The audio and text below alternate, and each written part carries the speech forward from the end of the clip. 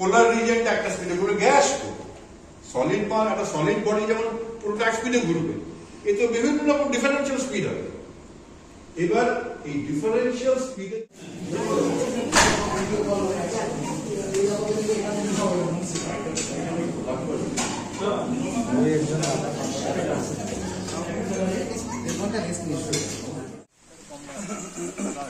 এটা তো প্রথম কথা ফিল্টার নেই, ফলে এটাতে এই সাদা এই ব্যাকগ্রাউন্ডে পেন্সিল এরকম একটা কালার লাগে। লেন্সের মধ্যে দিয়ে যায়, লাইটের পাতটা কি হয়, বেন্ড হয়ে যায়, বেঁকে যায়, যে পাতে আসছে স্ট্রেট যায় না, বেঁকে যাচ্ছে। অর্থাৎ সিম্পলি লাইটের যে ফেনোমেনাটা কাজে লাগে দ্যাট ইজ রিফ্র্যাকশন, প্রতিসরণ আমরা যেটাকে বলি।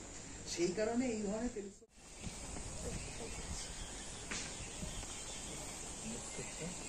কাউন্টার হচ্ছে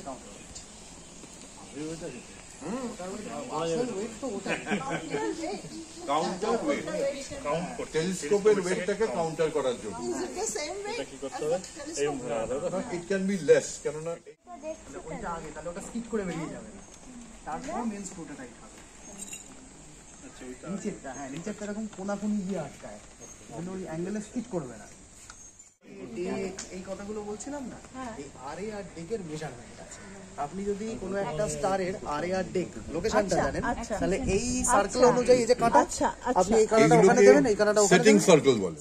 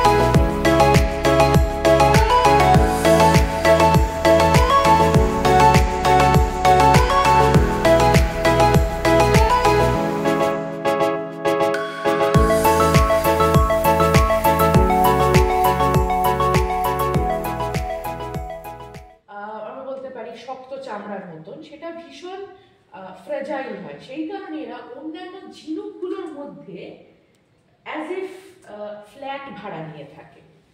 যেসব ঝিনুক মানে কি, ঝিনুক মানে হচ্ছে শামুক, এগুলোর মধ্যে কিন্তু এক একটা প্রাণী থাকে। সেই প্রাণীটা মারা যায়, আমরা যে ঝিনুকগুলোকে নর্মালি দেখতে পাই বিচের মধ্যে পড়ে আছে, সেগুলোর কিন্তু সবার মধ্যে শামুক আমরা জ্যান্ত পাবো না, কিন্তু যেগুলোই পাবো সেগুলোর মধ্যে সবসময় শামুক পাবো তা না, সেগুলোর মধ্যে কামড়াও থাকবে।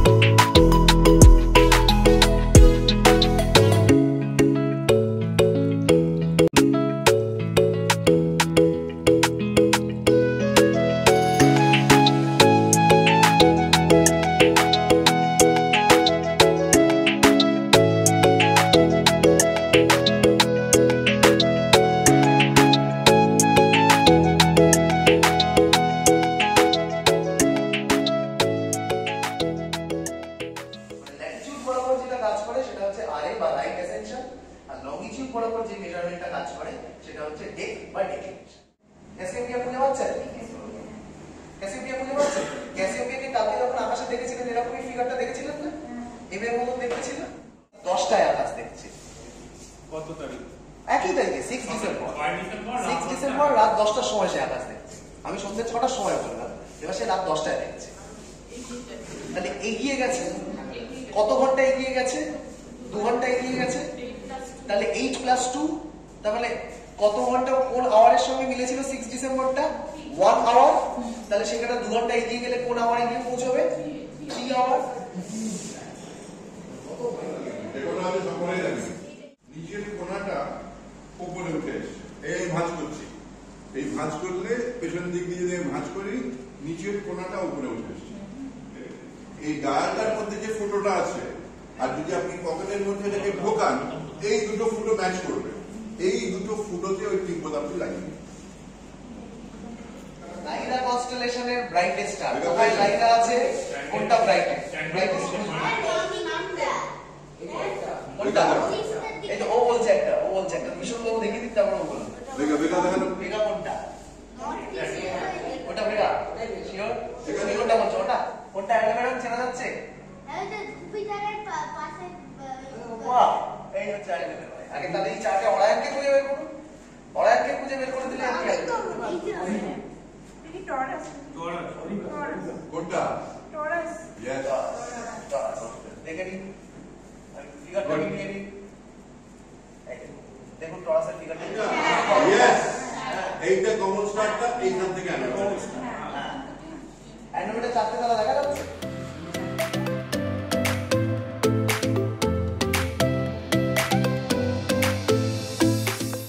Very good experience for me, and everybody was like very much কি বলবো, we came close together also, মানে সবার সাথে এরকম ভাবে একটা ক্লোজ আসা, মানে সবার সম্বন্ধে জানা, তারপরে একসাথে সবাই মিলে একটা স্কাই ওয়াচিং করা, সেই জিনিসটা এক্সপিরিয়েন্সটাও খুব প্রচণ্ডভাবে ভালো লেগেছে।